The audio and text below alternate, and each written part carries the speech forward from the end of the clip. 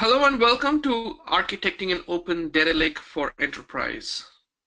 My name is Pratap. I'm Pratap Ramamurthy. I'm a solutions architect at Amazon Web Services, and I will be your host and moderator for today's webinar. In addition to my introductory presentation on Data Lake and AWS, today we will hear from Ashwin Vishwanath, Director, Cloud Product Marketing at Talend, and Eric Anderson, Executive Director of Data at Beachbody. Right, what is today's agenda? First, I would give an overview of AWS and AWS Marketplace with an emphasis on AWS Data Lake Solutions and Talend. Then we'll go over the overview of Talend solution featured in our story. We'll also discuss the challenges faced by Beachbody, the Beachbody success story with AWS and Talend. Finally, we will have Q&A discussion. All right, what are our learning objectives today?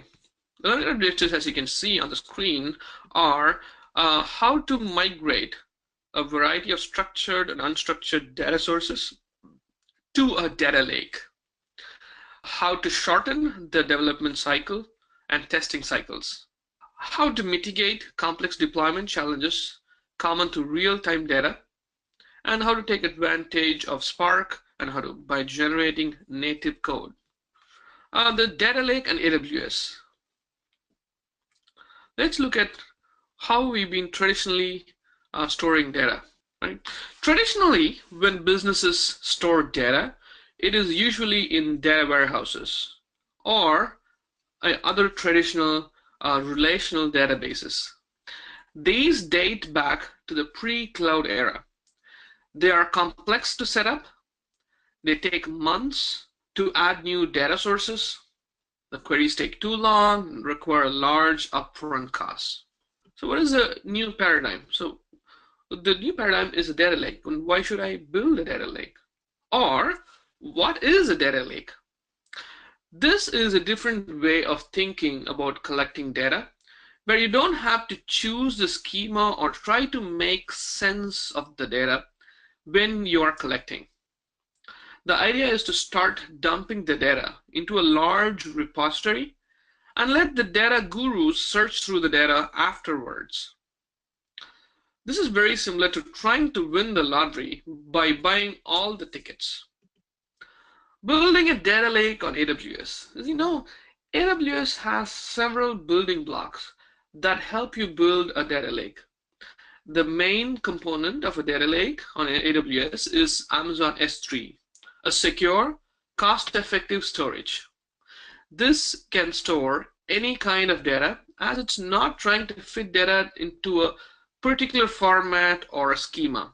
In addition to having a storage, you would need other aspects of data ingestion mechanisms that lets you bring the data to S3, then catalog the data in DynamoDB or Elasticache that make it easy to search the data.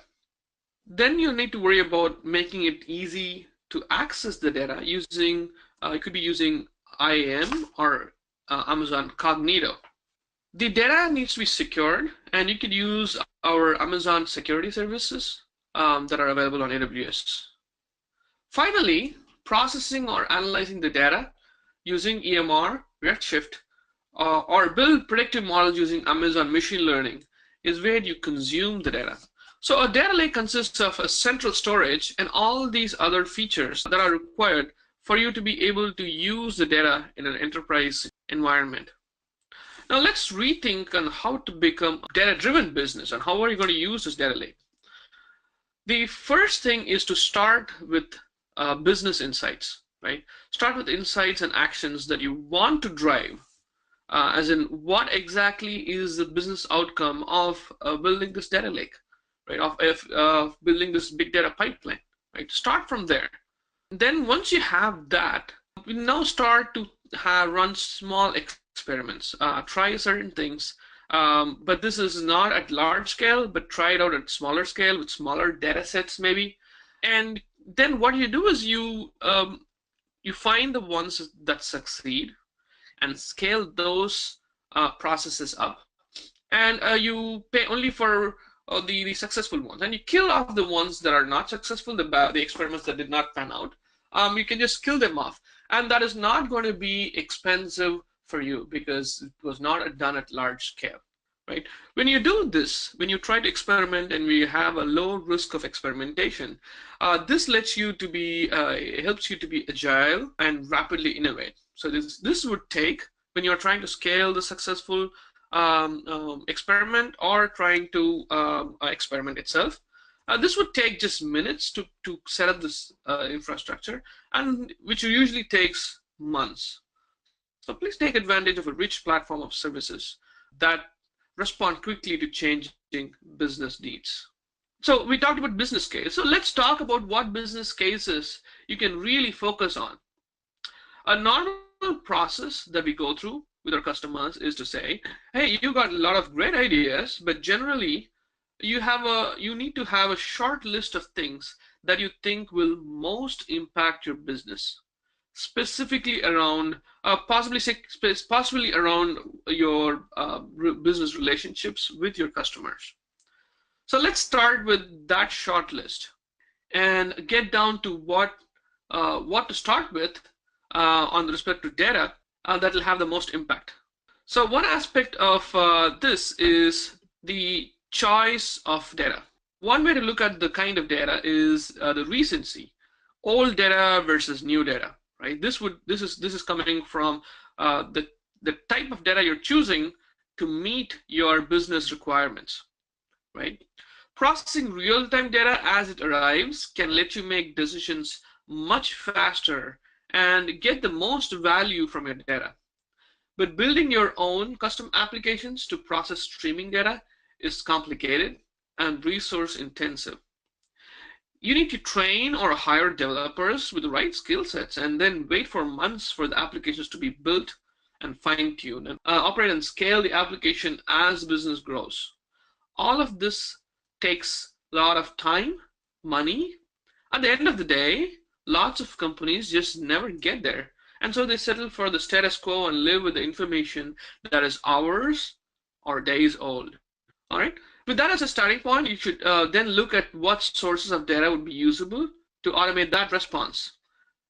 In this case, you could be using existing data, or you could be using real-time data, like ERP transactions. Okay. What are the outcomes of modern data architecture?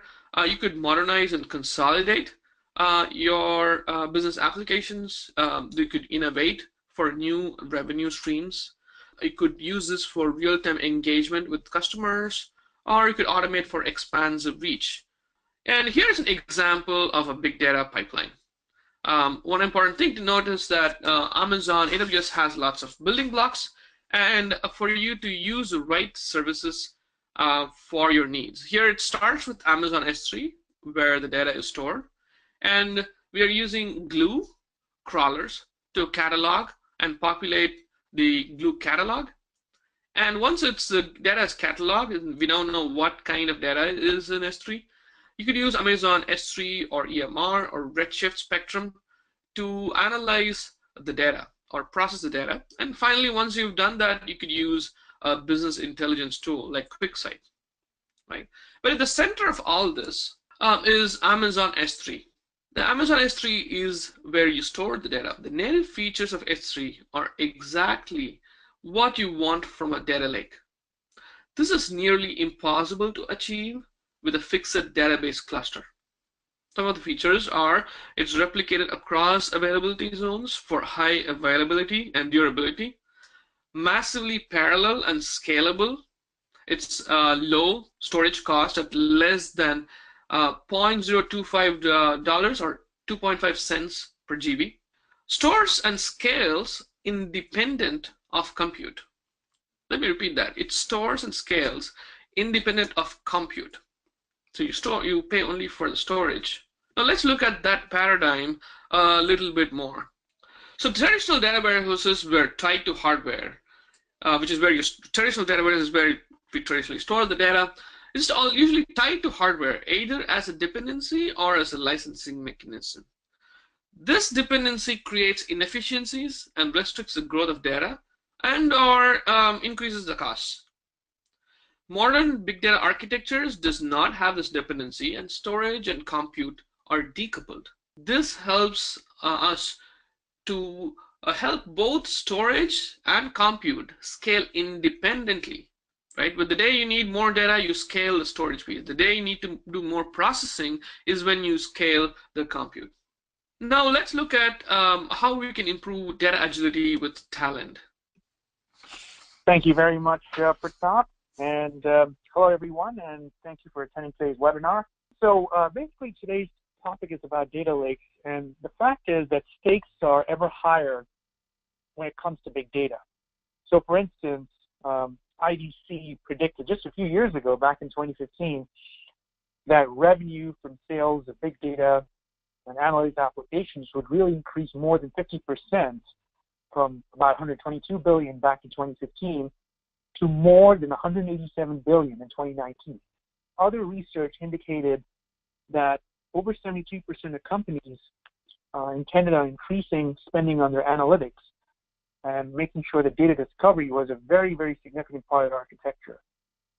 However, research also showed that in terms of the success of these big data projects, half of them were expected to fail to deliver against the original expectations.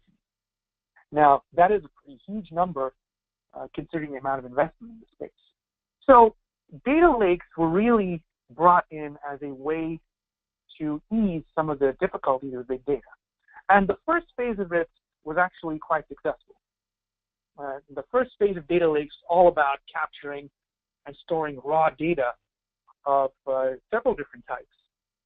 So for instance, this was great for consumer businesses because it would help and increase the speed and quality of a web search, the efficiency of their advertising through clickstream data, improve customer interaction and behavior across different web channels.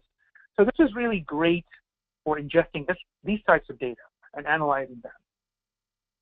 But now the next phase of data lakes is a little bit more challenging because it's not only the raw types of data that you need to analyze, but also the structured types of data, such as data warehouses, databases, and what have you.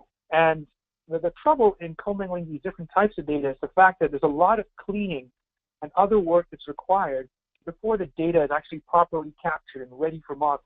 And so a data lake, of course, is a great way in order to ingest raw data as well as structured data and making sure that the next phase of the project about data quality, the right transformations, data discovery, that part of the project is taken care of successfully. So that's what the next phase of data lakes is all about. Let's take a look at some of the reasons why data lake projects can fail. The number one reason by far is lack of expertise. Now, specifically when it comes to big data technologies, there's a ton of technologies out there. Spark, Kafka, but multiple different paradigms and approaches. Not only that, you have data engineers who typically sit in IT, while you have data scientists who sit in the line of business.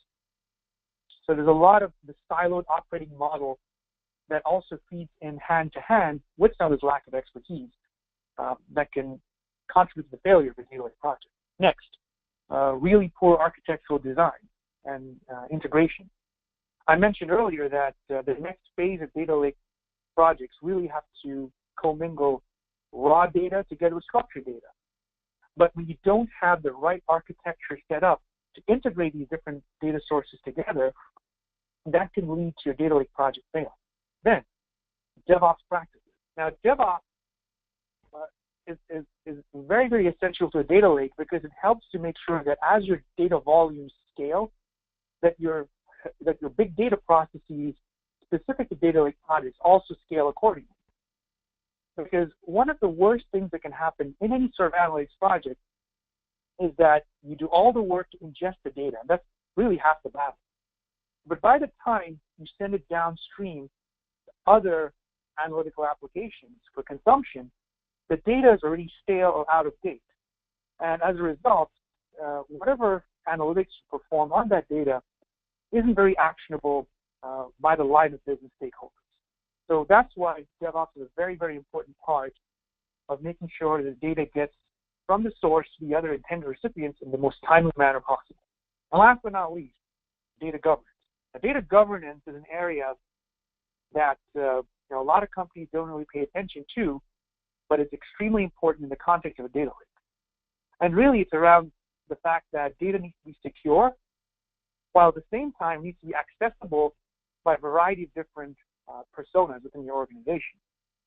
And the way to do that is to ensure that there's proper data governance procedures in place to make sure that data is secure all the way from the time it reaches into the data lake, making sure that the right personas, whether business analysts, whether data scientists or data engineers, all have access, self-service access to that data, but also to make sure that any sensitive information is properly masked.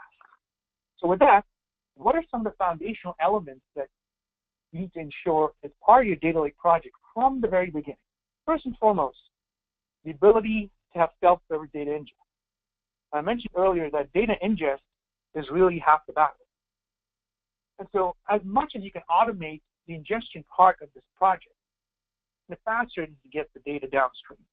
Data lineage and data profiling are very important parts to ensure that you can really track the source of the various types of data in case you need to audit them later on, but also that you can profile the different data types.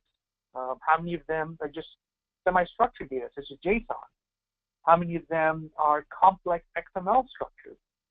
So those kinds of profiling information can really help to optimize your downstream processes, whether you're using Hadoop as a service clusters downstream, or whether you're using a cloud data warehouse downstream. It can really help you to be able to profile the data early on. Let's also not forget the important part of data preparation. Now, data preparation is an area that's really important for line of business type. So with the increasing amount of data out there, it's very important that line of business personas such as business analysts have access to the data. Now, prior to pushing the data into a BI tool such as Amazon QuickSight, you really need to make sure that the data is prepared the right way. And data preparation really helps. So let me get into some talent-specific features that can help. So first and foremost, I want to touch on the very important area of DevOps. So I mentioned earlier why DevOps is important and how it can really help you scale your big data jobs. So the specific features that Talent provides in the area of DevOps is the ability to really move your Hadoop jobs seamlessly from dev to test to prod. Now, we know that in order to scale your big data projects across your entire organization, you really need to optimize the different roles that will be within each environment. You may have certain developers that are dedicated to a dev environment, others are dedicated to testing, and yet others are dedicated to pre-production and production. Now, each different environment might have very specific Hadoop configuration data. So you want to make sure that based on the different roles of the developers, that you can upload the correct configuration file. Also, what you want to make sure of is that you have uniform security standards from your central IT organization deployed across every single big data project in every single environment. And this capability is available for both Spark and Spark Streamline jobs. So this makes it very easy to really port your integration jobs across different environments. Next, let's talk a little bit about Talent's capabilities for big data matching using especially Spark machine learning. Now, as your data gets more and more voluminous, what tends to happen is, regardless of how fast you're able to ingest the data, it will still take time to process it. It's just the nature of the beast. As more and more data comes in, the laws of physics will eventually apply. So how can you optimize it even faster, though? So one of the things that we've introduced with Talent is the ability to use our data stewardship interface to simplify this problem. A lot of data can contain duplicate data, for instance, and you want to save yourself time by not having to process duplicate data, by getting rid of them before even starting your actual Spark process. The capabilities that Talent brings to the table here is the ability to use a certain subsegment of that data set that actually has duplicate data, and using that as a training set to sample that data and then run a random forest as a training model, really.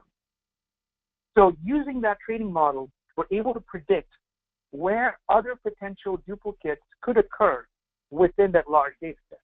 So what this means is that you have a lot more performance, improved performance, by continuously matching data sets as and when they come in. And this accelerates your time to insight. Next, as a integration vendor that's committed to big data, we have several capabilities with Spark 2.1. And for some of you that may still not be on 2.1, we're backwards compatible. We allow natural language processing with Spark. Our data preparation product that I talked to you about earlier works with Spark streaming. And we also support Kerberized Kafka. So basically, we want to make sure that your big data projects, when you use Spark, is really ready for the enterprise. I talked earlier about governance. Now, when it specifically comes to big data governance, it's very important to have end-to-end data lineage. So the reason for this is you really want to understand more about your unstructured data, and you want to harvest the data structures in order to build your inventory within the data lake. So anytime that data changes, as and when new data comes in, you want to make sure that you have change and version control, and you get notified accordingly.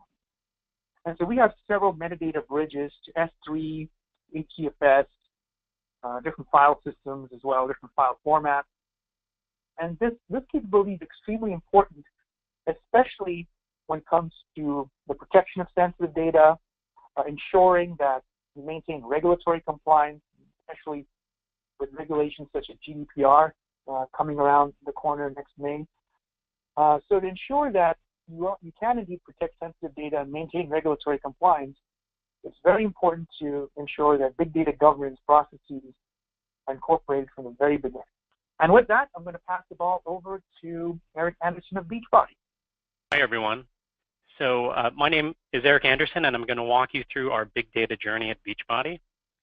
So first, let's talk a little bit about Beachbody. We're a leading provider of fitness, nutrition, and weight loss programs, including Shakeology, P90X, Insanity, 21-Day Fix, and dozens more.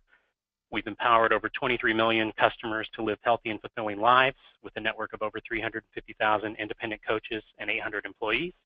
We've also seen over 5 million monthly unique visitors across our digital platforms, including our streaming fitness platform, Beachbody On Demand, where you can stream all of our latest fitness content online. And we achieved over $1 billion in gross sales back in 2015. All that sounds great, but like any growth company, we still face challenges. So let's talk about the challenge. The first was the fact that I couldn't help stakeholders to answer questions in a timely manner, to the point where the question would be irrelevant by the time it was answered. And the second was our ability to answer certain business questions very well, like some of the transactional examples you see on the top here, which are essentially raw facts. But our newest product offering, Beachbody On Demand, our online fitness streaming service, was going to have little to no visibility without a more scalable, robust platform. So we needed to move from transactions to behavior and increase our scale dramatically. We decided in order to keep up with the pace of the business, it was necessary to create a cloud-based big data capability. So what solution would solve all of those challenges? We started with a vision of what we'd like the platform to do for us, then performed a series of proof of concepts to identify the optimal solution for each need independently. We also engaged a consulting partner, Slalom Consulting, to help complement our team's skill sets.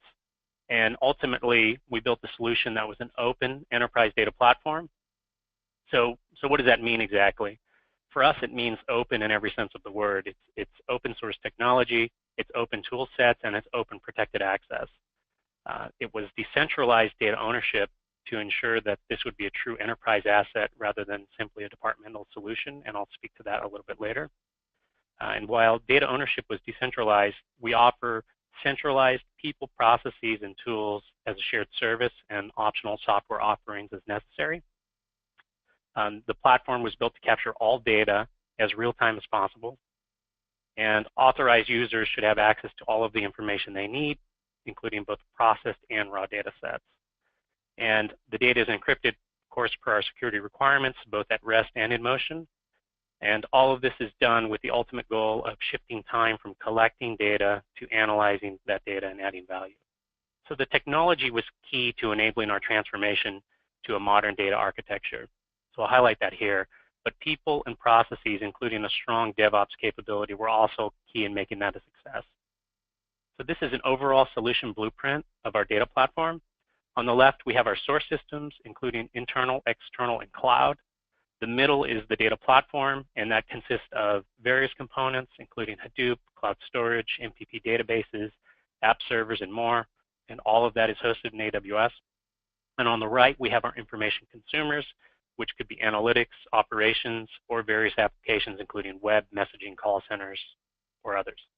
This slide breaks down our S3 data lake architecture into a logical grouping by business areas. So there are pros and cons to business area versus source system, organization, single bucket versus multi-bucket. But this is a decision we made in mind, really with end users in mind, so that they can more easily find the data they were looking for. And again, the key is that ownership of top-level directories is decentralized so that many teams can publish, as long as they're conforming to our naming and governance standards, which we've clearly defined. So drilling in a little more technically, this is our technical architecture. We're using different methods of accessing AWS, but the key is that all of those methods are secure and encrypted. And this is where DevOps becomes extremely critical, especially if you want to have a seamless single sign-on environment for your users. We operate various self-service tools, but we don't mandate the use of any one of them because, as I said earlier, we promote a bring-your-own-tool approach to maximize the adoption of our platform. The numbers in blue align with the next slides that speak to the various proof of concepts that we performed and the independent platform decisions that we made, which include storage, data pipeline, database, compute, and analytics. So the first decision we made was storage, and I think this was one of our most critical decisions. We chose S3 over HDFS, and we made that decision for a few reasons. The first was 11 nines of durability. That was absolutely unmatched in HDFS. It was also cheap, so when I look at our AWS invoice, I can hardly see the S3 cost, especially compared with the cost of any other service. We also benchmarked the performance of S3 versus HDFS using various tools, including Hive and Presto. And although S3 was slower, it performed well enough, especially based on the two benefits I mentioned earlier. And the final reason was for the easy connectivity to other apps we were moving to the cloud and to the other AWS services we wanted to utilize. For data pipeline, we selected Talend after evaluating Talend, Informatica, and AWS data pipeline.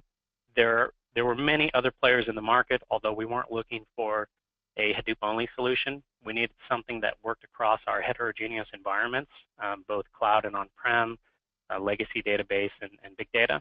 And Talend's built-in connectors to AWS, its Spark native processing, and its connectivity to our on-prem traditional solutions made it a clear winner in that group. We selected Redshift for our analytic database, which is where we copy more of our highly curated data.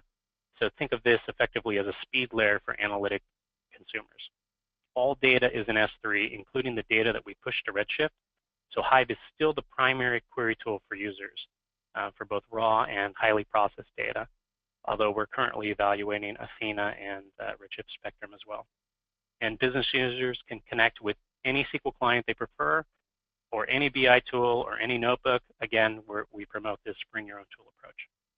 So choosing our Hadoop cluster was a difficult decision because with so many competitors in an open source community, the offerings were becoming commoditized.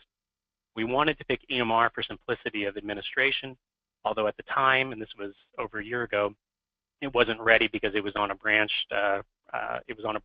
During the evaluation, and some of the features were 1 to 2 years delayed, which is not the case anymore.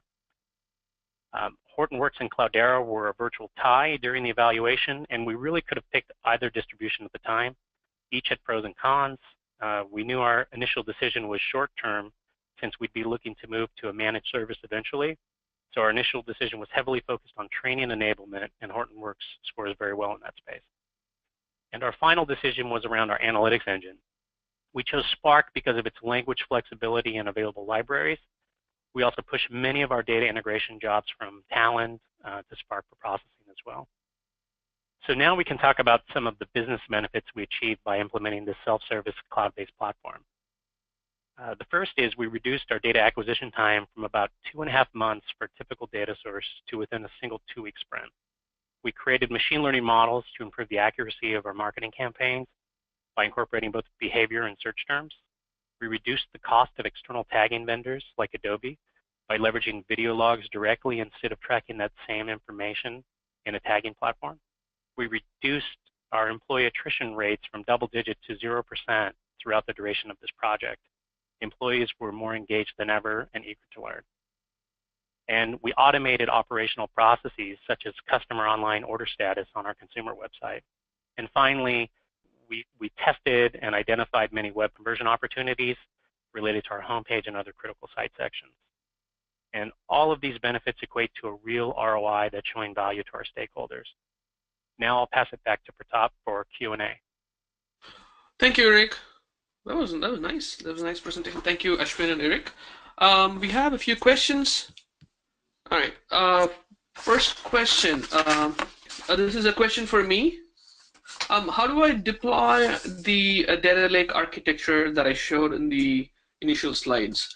AWS provides what is called a CloudFormation template that gives you a vanilla version of the data lake solution that was shown. So CloudFormation template is an AWS service which helps you automate deployment of infrastructure. So it would help you create these S3 buckets and all the other services attached. So that is available. You can download it from the AWS page.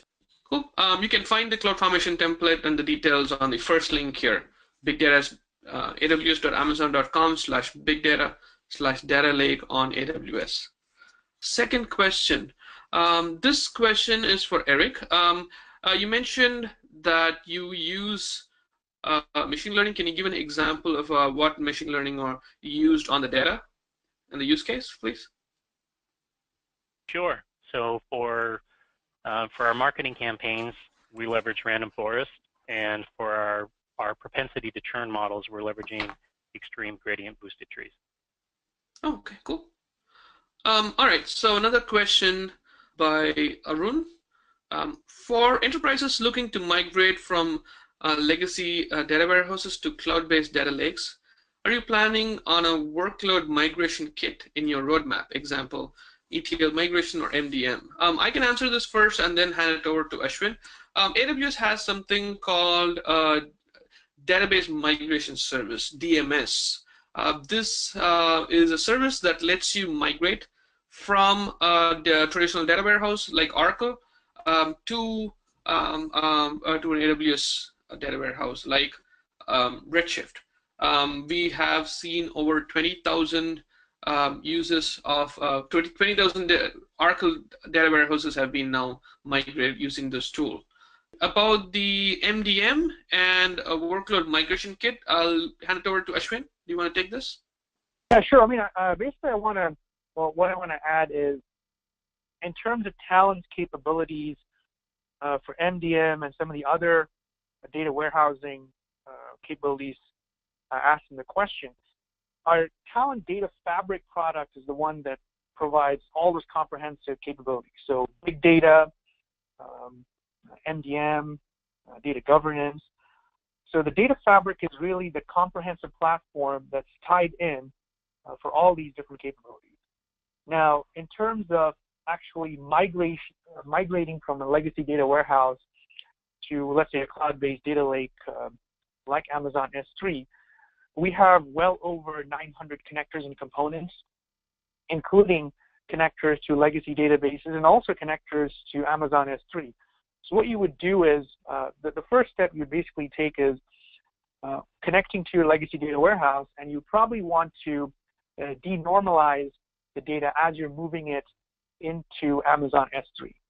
And we have very, very specialized components as part of our framework to help you do that. Okay, cool. Another question by Nora. This is also for Ashwin. Can you give some details on moving from Talend to Spark? Why and how did you make those decisions? Sure, and I guess I should probably reframe the question. So it's not an either-or argument. So we're basically a cloud and big data integration provider. So we actually support Spark. So it's not really a question of using Talent or Spark. It's the fact that Talent actually supports Spark natively. And the important part about native support for Spark is when it comes to performance. So for instance, let's say you're trying to run certain jobs on top of EMR using Spark, but you also want some value-added transformations using Talent. We can help you do that, and we can make sure that the native power of Spark is used in the processing of those jobs. So what that means eventually is your time to process those jobs, then move those jobs downstream to other potential Amazon services such as Redshift, for instance. That time is greatly reduced. Okay, cool. This is question for Eric. Can you discuss your stratification of data to allow parallelism? Did you set up descriptive analytics? So sounds like a couple of questions there. From a parallel processing perspective, again, we're leveraging a Hortonworks cluster in the cloud, currently running on EC2 instances. And for analytics, we're leveraging Spark, primarily using PySpark for some of our analytics capabilities. Although we recently took a look at DataRobot and have started to use that platform as well, which also runs in AWS. Okay. There's one more question for Eric. Did you consider Amazon Athena and Redshift Spectrum? Did the fact that these require data to go from the public network affect your decision? I'm not sure if Hive and other systems used have the same restrictions. So when we performed the evaluation, Spectrum and Athena weren't options. Those were released after. We did look at Athena, although at the time we looked at it, and this was about 6 months ago, the inability to create structures, right, or to persist data was an issue for us. So as that changes over time, or it may have perhaps already with AWS's roadmap, eager to learn more during reInvent this year, it's definitely something we'll take another look at. And likewise with Spectrum. So if either of those tools work as a managed service and we can eliminate our administration, I'd be more than happy to do that. Okay, cool. There's one question for me. When S3 is used as a data storage layer for data lake, does that mean that for CSV files that are being exported from various operational SQL systems and stored in S3, and then downstream data processing and analytics pull all the data from S3? The data lake idea is to dump all the data that you receive and store it for future processing, right?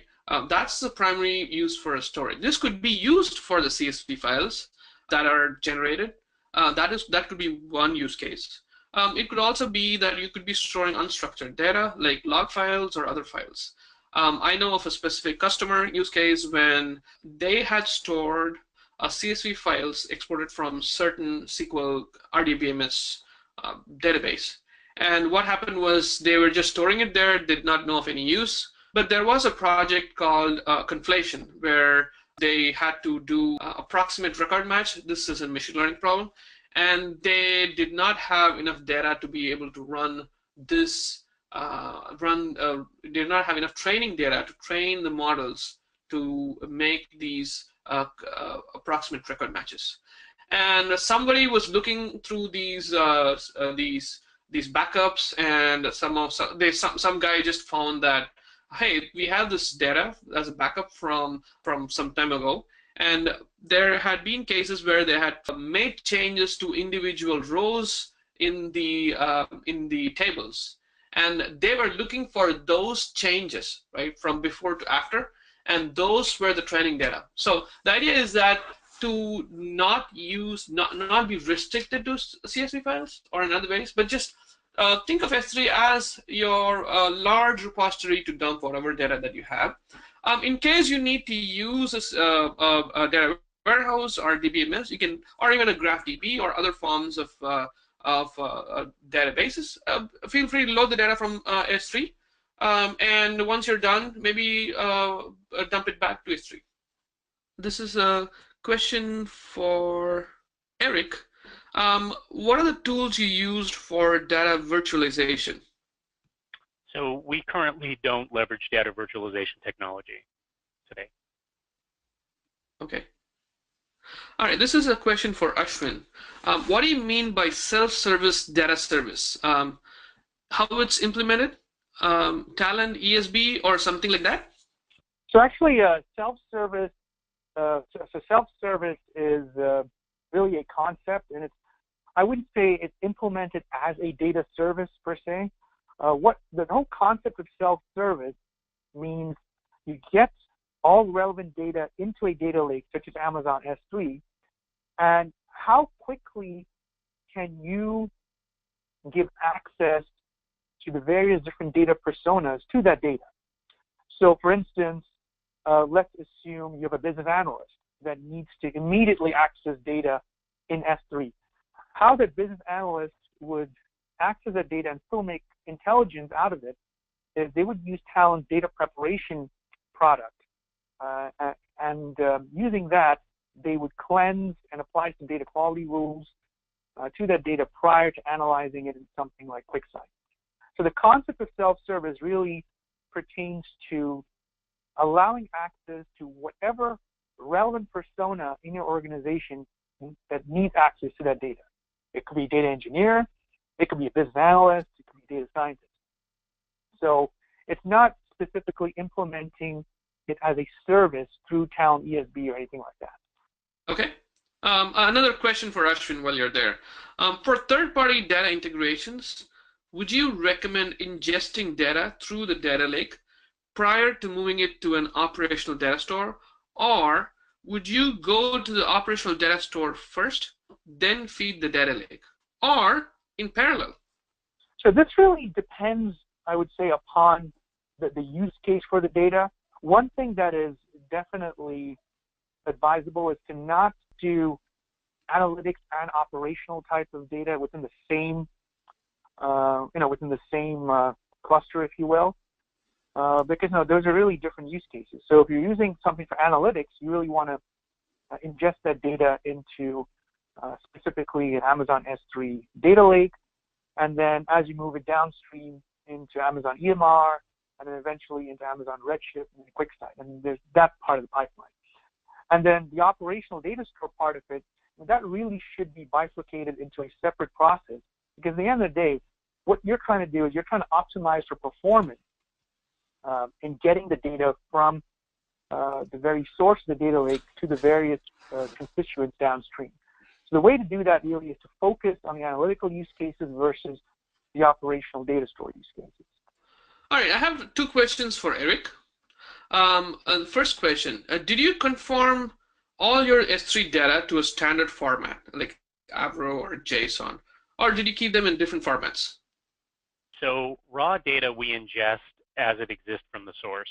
So if that's a zip file, it's a zip file, CSV, tab, Avro, Parquet, whatever it is. For our process layer, we have standardized on Parquet, however. Oh, okay. Parquet it is. All right, second question. Eric, once you've built the data lake, did you have to build different views which extracted data from data lake or for different business streams? So we do. The data lake is effectively a feeder for everything else. So we land data into S3 first, and from there, constituents can access that, whether it be departments, applications, etc.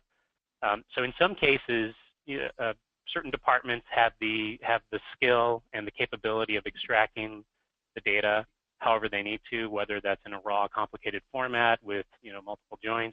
Other groups may need a little bit of help, and in those cases, we may provide, or we do provide, more processed layers of data for them, and additionally views of that data if necessary. All right, cool. That's all I have. Thank you very much today for joining us in this webinar, and thank you for attending. Thank you, Ashwin and Eric. Thank you.